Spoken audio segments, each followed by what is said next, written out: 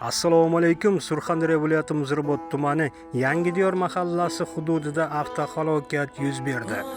Ikkita avtomobil quvishib kelyapti. Bu yo'llar remont ketyapti hozir. Videoda ko'rishingizcha, orqada kelayotgan Cobalt dumalab ketgan. Ya'ni bu ikkala mashin bir-birini quvib kelgan. Bu o'sha qurilishi ketayotgan, ta'mirlanishi davom etayotgan yo'lda.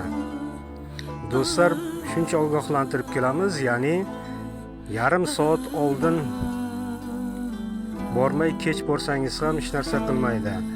Oqibatda esa haydovchi halok bo'lgan. Aytishlaricha ichida ham yosh bola bo'lgan. Hozircha tafsilotlar bizgacha aniq emas. Yo'llarda ehtiyot bo'lib qolingizlar do'stlar. Omonat dunyoda omon yuringizlar.